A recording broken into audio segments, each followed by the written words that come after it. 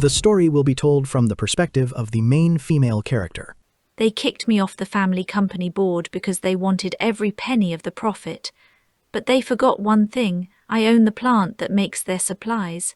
I hiked the costs by 500% immediately. My father called me, shouting his head off. I told him quietly, "This is just business, right, Dad?" To understand why my father is screaming into his phone right now, you have to know how ClearEdge Glass works. We look like one big company, but we are actually two different worlds. There is a short drive between us, but a massive gap in how much we earn. The showroom is in downtown Chicago. My father and my younger sister stay there. It is a fancy office with expensive floors, coffee machines that cost more than my SUV, and a great view of the city. That is where they sell the image. They wear expensive suits and drink champagne with builders. They talk about art and style. To them, the company is just a gallery. They think the value is in the logo on the paper. Then there is the factory. That is my place. It is a big industrial building in a rough area. It smells like hot metal and hard work. It is noisy, dangerous, and very hot. We don't talk about art here. We talk about how strong the glass is and the type of sand we use. 6 years ago, my father decided that making things was not classy enough for the brand. He called the factory a money pit. He wanted to turn our company into a design studio and pay someone else to make the glass. He thought the factory was just a cost. I thought it was the most important part. So I offered to buy it. I used the money my grandmother left me and every dollar I had to buy the plant from the family firm. They thought it was funny. My sister called me the queen of the scrap yard. My father told me I was buying a headache while they kept the gold mine. They thought they were getting rid of a burden. They didn't realize they were cutting off their own air. This is what I call the hidden base problem. People who never work with their hands get blind to it. They like the decorations, but they hate the foundation. They think a building stays up because of a drawing, but they forget about the heavy steel in the ground.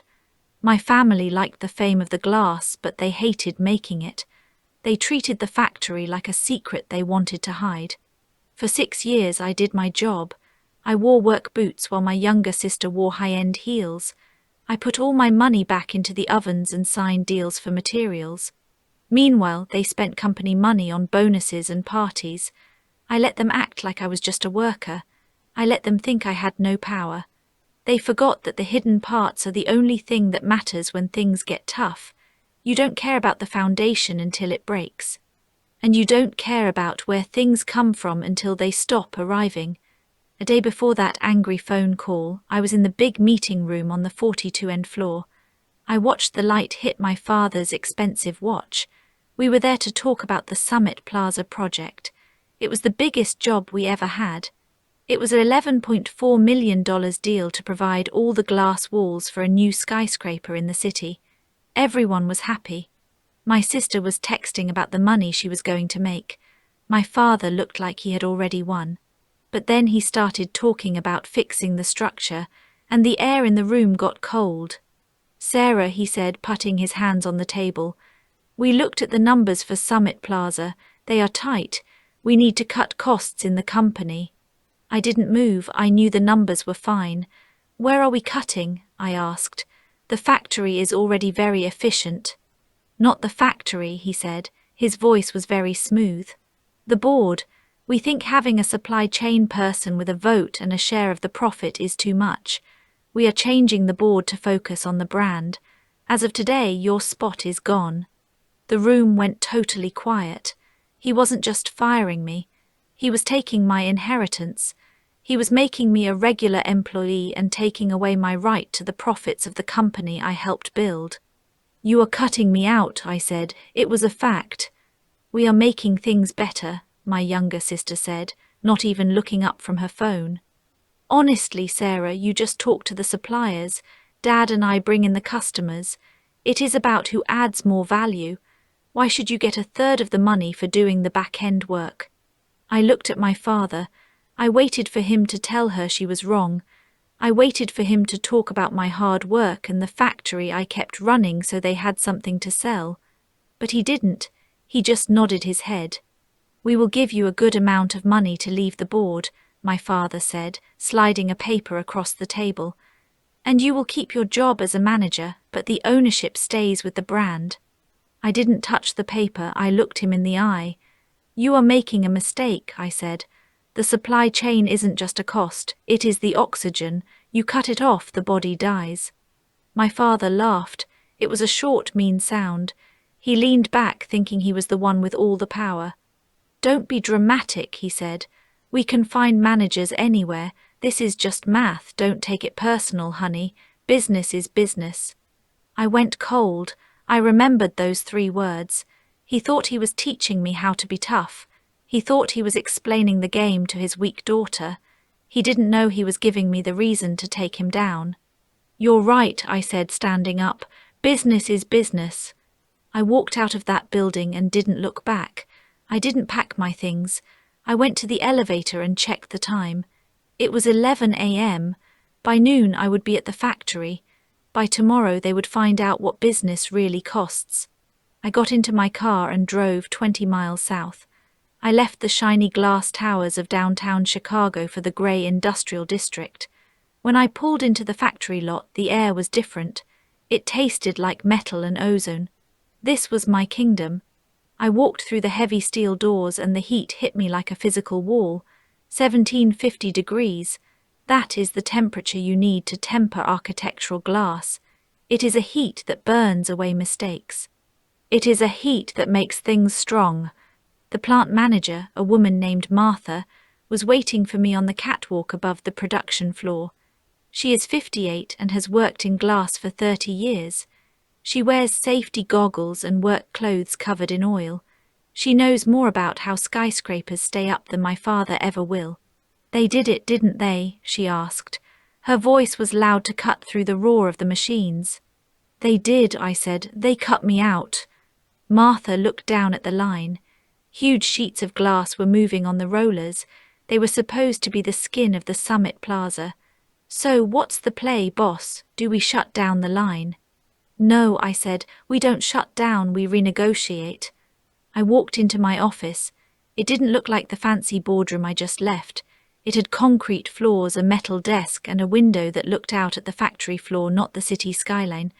I sat down and opened my laptop. For 6 years, people asked me why I stayed. They asked why I let them treat me like a servant. They thought I was weak. They thought I was trapped because I wanted their approval. But they were wrong. It wasn't weakness, it was camouflage. I wasn't serving them, I was studying them. I was learning exactly where they were weak. I knew that ClearEdge Glass used a just-in-time inventory model to keep their cash flow high. I knew they had 0 stock of raw silica. I knew the Summit Plaza contract had a penalty clause of $1.5 million for every week of delay. I endured their insults because it made them arrogant, and their arrogance made them sloppy. They were so busy looking at themselves in the mirror that they forgot to check who actually owned the glass. I opened a file called Rate Adjustment Protocols. I had written it 3 years ago just in case. I updated the date. Then I changed the prices. Item, raw silica and glass material. Previous rate, market value. New rate, market value plus 500%. Item, rush manufacturing and delivery fee. Previous rate, standard. New rate, standard plus 300%. I didn't write a long letter about my feelings. I just attached the new price list to an invoice for the Summit Plaza materials. I wrote a short, professional email to the company's accounting department, which was my father's inbox. Subject: Notice of immediate rate adjustment due to supply chain volatility. I held my finger over the enter key. The roar of the machines vibrated through the floor. This was the sound of power. I wasn't the daughter asking for money anymore. I was the supplier making the rules. I hit send. The next morning their world shattered. I was standing on the factory floor at 8:05 a.m. when my phone started vibrating in my pocket. I knew who it was. The email had been opened. I didn't answer. It rang again and again.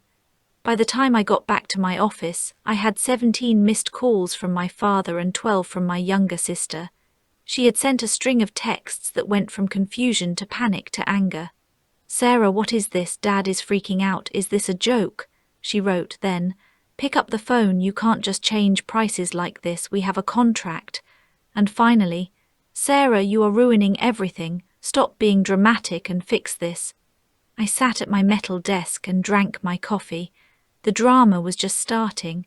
The Summit Plaza project was on a very tight schedule. The builders had already booked the cranes to lift the glass. If the glass wasn't there in 12 days, the whole schedule would fall apart. The contract said they had to pay $1.5 million for every week they were late. At 9:30 a.m. my father called again. This time I answered. What the hell do you think you're doing? He screamed. He didn't even say hello. I just saw an invoice for a 500% markup. Are you insane? Good morning, Dad, I said. My voice was steady. I assume you got my notice about the supply chain volatility. Volatility, he shouted. You are the supply chain, there is no volatility. You are price gouging your own company. Correction, I said. I am adjusting rates for a client. ClearEdge Glass is a client. As a vendor, I have to protect my own money. Raw material costs are up. Labor is up, it's just how the market works. We have a contract, he yelled. We had a verbal deal based on me being a board member and a partner, I reminded him. Since that job doesn't exist anymore, neither does the discount. I am an independent supplier now, and suppliers have costs. You are trying to bankrupt us, he hissed. This is extortion. You're doing this because you're mad about the board seat. Grow up, Sarah, this is business. Exactly, I said. It is business, and my business needs to be profitable. If you can't afford the new rates, I understand. I can cancel the order. You can't cancel. We have a deadline in 12 days, he said. If we miss that window, the penalties will wipe out our entire profit for the year. That sounds like a management risk, I said. Maybe you should have kept a supply chain manager on the board to help with that. He went silent. I could hear him breathing hard on the other end. I imagined him in his glass office, looking at the city view that was starting to feel very far away. Fine, he said. His voice was now very quiet and dangerous.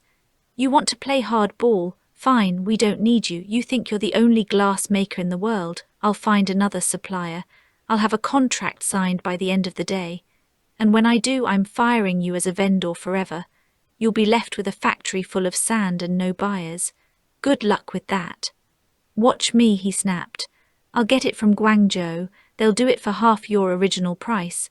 You just played yourself, Sarah. You're fired. The line went dead. I put the phone down and looked out the window at the factory. The ovens were glowing orange. My father thought the product was just glass. He thought it was something he could just buy off a shelf. He didn't know about the coating. He didn't know about the chemistry. He thought he had just fired me, but he had actually just walked right into a trap. 3 days went by without a word. It was the kind of quiet you get right before everything explodes. I stayed at the plant, walking around the floor and checking our silica levels while I waited. I knew my father. I knew he was panicking, calling every glass maker from Ohio to Guangzhou to find a way out. On Thursday afternoon, the email finally popped up. It was sent to me, but everyone on the board and the project managers for Summit Plaza were copied on it. The subject said, "Termination of vendor relationship." Sarah, we are happy to tell you that ClearEdge Glass has found a new partner in Guangzhou, the email said. They have promised to deliver the Summit Plaza materials on time. Their price is 40% lower than your original rates. Consider this your official notice that we don't need your services anymore. We will buy everything from our new partner from now on. Good luck with your empty factory. Robert. I read the message twice. I took a sip of water. He sounded like he had won. He thought he had won a card game because he didn't even know we were playing chess. He thought the product was just the glass. He thought the value was in being able to see through it. He didn't understand that the real value was in something you couldn't even see. I opened my legal folder. I found a document I had filed 6 years ago, way before the Summit Plaza project was even a thought. It was a patent for a special chemical coating I had made with an engineer. We called it Heat Shields. The Summit Plaza wasn't just a big glass box. It was a special eco-friendly project. The rules for the building said the glass had to keep a very specific amount of heat out. Regular glass couldn't do that unless you made it dark or tinted. The only way to have clear glass that worked that well was to use my patented coating. My father had promised the client the glass would perform this way. He told them it would be clear, but he never asked how we did it. He just assumed it was a standard thing everyone used. It wasn't, it was mine. I hit reply to all. I didn't write a long speech, I just typed 2 sentences. I am attaching a cease and desist order regarding the illegal use of my patent for the Heat Shield Z high-performance coating, I wrote. Any attempt to copy this formula with a third-party manufacturer is a theft of intellectual property. I will sue ClearEdge Glass and any company that helps you immediately. I attached the patent papers. Then I attached a technical report. It proved that no regular glass from Guangzhou could meet the project rules without using my formula. I sent the email. Then I sent a copy straight to the legal team at the factory in Guangzhou that my father was trying to hire. Big international companies are terrified of American patent lawsuits. It can get their shipping ports shut down. 2 hours later, another email came in. It wasn't from my father.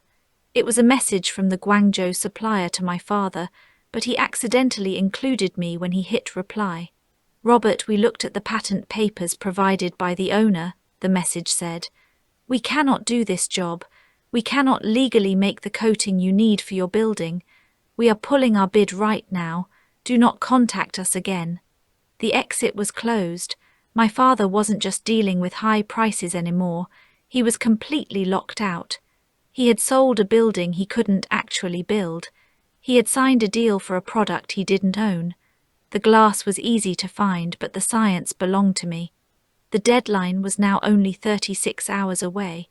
That $1.5 million penalty was hanging over ClearEdge Glass like a blade. At 10 a.m. on Friday, a black sedan pulled up to the factory gates. My father stepped out. He didn't look arrogant anymore. His expensive suit looked heavy and messy in the heat coming off the asphalt. He was sweating before he even got inside. He found me by the number 3 tempering line. It was 105 degrees on the floor. I was wearing my hard hat and safety glasses, checking the fan numbers with Martha.